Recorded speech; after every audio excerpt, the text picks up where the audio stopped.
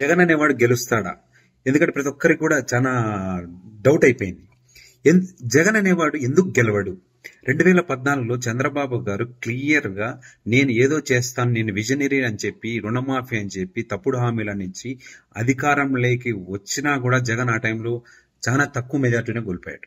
ఇప్పుడు 2024లో జగన్ అనేవాడు వీడు అనేది ప్రపంచానికి అందరికి అర్థమైపోయింది.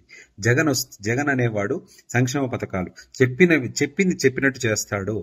మాకైతే ఏమైతే హామీలు ఇస్తాడో అవన్నీ కూడా నెరవేరుస్తాడు. ఇప్పుడు ఆంధ్రప్రదేశ్లో ఉండే పల్లెటూర్లలో ఉండే ఆడోళ్ళు కావచ్చు, ఎవరైనా కూడా వాళ్ళందరికీ కూడా క్లియర్ గా జగన్ అనేవాడు వస్తే ఇవన్నీ కూడా మాకందరికి ఇస్తాడు, కాబట్టి ఇచ్చాడు కూడా అనే ఒక మాస్ ఆడియన్స్ కి జగన్ అనేవాడు రీచ్ అయిపోయాడు. వాళ్ళ ఇంట్లో ఒక ఆస్తిని సంపాదించుకున్నాడు జగన్ అనేవాడు.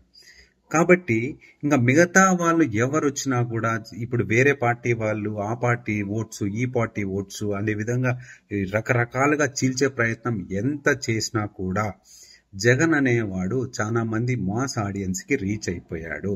కాబట్టి మనం చదువుకున్నాం కాబట్టి మనం సోషల్ మీడియాలో ఆ సర్వేలు ఈ సర్వేలు అన్ని చూసి జగన్ అనేవాడు ఓడిపోతాడు, జగన్కి ఇంకా ఇంత మెజారిటీ రాదు, జగన్ మీద ఈ అలిగేషన్స్, ల్యాండ్ టైటిల్ యాక్ట్ అని కావచ్చు, ఇంకొక కేసు కావచ్చు, రేపు ఇంకా ఏమేమి వస్తాయి, ఈ విధంగా రోజు జగన్ మీద రుబ్బి రుబ్బి రుబ్బి రుబ్బి అని ఒక ఇమేజ్ ని దెబ్బతీసేదానికి తీవ్ర ప్రయత్నం అనేది జరుగుతూ ఉంది. అది మనం చదువుకున్నాం కాబట్టి ప్రతి ఒక్కరికి క్లియర్ గా అర్థమవుతుంది. ఎంతమంది అయినా చంద్రబాబును అభిమానించే వాళ్ళు కూడా ఉండొచ్చు, కానీ వాళ్ళు ఏం జరుగుతుంది ప్రాక్టికల్ గా మన స్టేట్ లో, ఎందుకు ఇంతమంది ఒకటయ్యారు, ఇంతమంది ఒకటైనా కూడా ఈ రాంగ్ అలిగేషన్స్ అన్ని ఎందుకు చేస్తున్నారు టిల్ టుడే, ఇవన్నీ కూడా అలిగేషన్ చేయడం వల్ల ఏం లబ్ధి పొందుతారు అనే విధంగా ప్రతి ఒక్కరూ కూడా అందరికి కూడా క్లియర్ కట్ గా అర్థమైపోయింది. అదేవిధంగా మేనిఫెస్టో కూడా చూసాం. జగన్ ఇచ్చిన మేనిఫెస్టో యాజ్ ఇట్ ఈజ్ మేనిఫెస్టోతోనే ముందుకెళ్తున్నాడు.